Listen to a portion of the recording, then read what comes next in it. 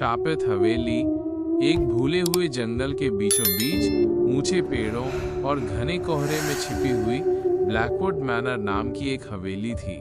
ये हवेली समय और दुख से शापित थी। वहां कोई नहीं रहता था, कोई भी उसके पास जाने की हिम्मत नहीं करता था, क्योंकि जो जाते थे वो कभी वापस नहीं आते थे। एक तूफानी शाम को 4 दोस्त एथन, लिली, सैम और राहेल अपनी कार खराब हो जाने के बाद खो गए। तेज बारिश हो रही थी और सामने एकमात्र आश्रय भयानक ब्लैकवुड मैनर था। हमारे पास कोई चारा नहीं है, एथन ने कांपते हुए कहा। चलो तूफान गुजरने तक यहीं रुक जाते हैं। लिली हिचकिचाई। मुझे नहीं लगता ये अच्छा विचार है। अरे आओ भी, सैम हंसा। ये सिर्फ एक पुराना घर है, क्या बुरा हो सकता है? उन्होंने भारी लकड़ी के दरवाजे धकेलकर खोले। ठंडी हवा का एक झोंका उनके पास से गुजरा, जो नम लकड़ी और सड़न की गंध लेकर आया। विशाल हॉल धूल से ढका हुआ था, हर कोने में मकड़ी के जाले चिपके हुए थे। ऊपर एक बड़ा झूमर लटका हुआ था, जिसके क्रिस्टल धुंधले और बेजान थे। जब वे घूम रहे थे, राहेल ने गलियारे के अंत में एक बड़ी तस्वीर देखी। ये एक काली पोशाक में एक महिला की थी। उसका चेहरा पीला, आंखें खाली थी। उसके बारे में कुछ ऐसा था जिसने राहेल को डरा दिया।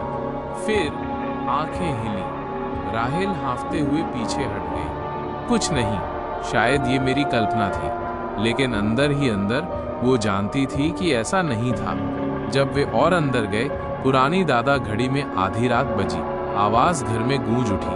अचानक फुसफुसाहट शुरू हो गई। अभी निकल जाओ, इससे पहले कि बहुत देर हो जाए। आवाजें धीमी थीं, जैसे हवा, फिर भी इतनी साफ थी कि उनका खून जम जाए। क्या तुमने वो सुना? एथन ने कांपती आवाज में पूछा। लिली ने उसकी बाह पकड़ ली। हमें अभी जाना चाहिए। इससे पहले कि वे मुड़ पाते, दरवाजे उनके पीछे धड़ाम से बंद हो गए। गलियारे में मोमबत्तियां अपने आप जल उठी। सैम घबराकर हंसा। ठीक है, यह अजीब था, लेकिन शायद ये सिर्फ पुरानी वायरिंग या कुछ और है। फिर ऊपर से कदमों की गूंज सुनाई दी। डरे हुए लेकिन उत्सुक आवाज का पीछा करते हुए सीढ़ियां चढ़ गया। गलियारे के अंत में एक दरवाजा था, केवल वही थोड़ा खुला हुआ था। सैम ने इसे और चौड़ा किया और वे एक धूल भरे बेडरूम में चले गए। बिस्तर एक फटी हुई लाल चादर से ढका हुआ था और दीवार पर एक टूटा हुआ दर्पण लटका हुआ था। राहेल चीख पड़ी। प्रतिबिंब में उसने किसी को उनके पीछे खड़े देखा, धसी हुई आंखों वाली एक महिला, जिसका मुंह एक अजीब मुस्कान में खिंचा हुआ था। वे चारों ओर घूम गए, लेकिन वहां कोई नहीं था। अचानक कमरा बर्फ जैसा ठंडा हो गया। मोमबत्तियां बुझ गईं, जिससे वे अंधेरे में डूब गए। फिर फुसफुसाहटें वापस आ गईं। वो आ रही है। गलियारे से खून जमा देने वाली चीख निकली। उसके बाद उनकी ओर कुछ भागने की आवाज आई। घबराए हुए दोस्त सीढ़ियों की ओर भागे।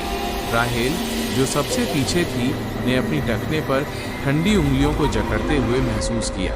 वो चीख पड़ी और गिर गई, खुद को छुड़ाने के लिए संघर्ष कर रही थी। जब उसने पीछे देखा तो उसने महिला का सड़ा हुआ चेहरा अपने चेहरे से कुछ इंच दूर देखा। वह और जोर से चीखी। एथन ने उसका हाथ पकड़ा और उसे ऊपर खींच लिया। वे भागे, दिल धड़क रहा था, फेफड़े जल रहे थे। वे प्रवेश द्वार पर पहुंचे, लेकिन दरवाजा टस से मस नहीं हुआ। फुसफुसाहटें तेज हो गईं, भयावह हंसी में बदल गईं। फिर गलियारे के अंत में तस्वीर आग की लपटों में फट गई, उसी महिला को दिखाते हुए, लेकिन अब उसकी काली खोखली आंखें और एक विकृत राक्षसी मुस्कान थी। तुम जा नहीं सकते। फर्श हिलने लगा और दीवारें चटकने लगी। घर जीवित था और वो उन्हें चाहता था। तेजी से सोचते हुए सैम ने एक पुराना लोहे का मोमबत्ती धारक पकड़ा और एक खिड़की तोड़ दी। कूदो, उसने चिल्लाया। एक एक करके वे तूफानी रात में कूद गए, गीली घास पर लुढ़क गए। जैसे ही राहेल उतरी, घर ने एक अंतिम राक्षसी चीख निकाली और फिर शांति। जब उन्होंने पीछे देखा तो हवेली गायब हो गई थी। केवल एक खाली मैदान बचा था, जैसे कि घर कभी था ही नहीं। दोस्तों ने उस रात के बारे में फिर कभी बात नहीं की, लेकिन कभी कभी आधी रात के सन्नाटे में राहेल को अभी भी फुसफुसाहटें सुनाई देती हैं। तुम एक बार बच गए, लेकिन तुम लौटोगे और जंगल में गहरे, जहाँ कभी ब्लैकवुड मैनर खड़ा था, हवा में अभी भी एक धीमी आवाज गूंजती है, अपने अगले आगंतुकों को बुला रही है।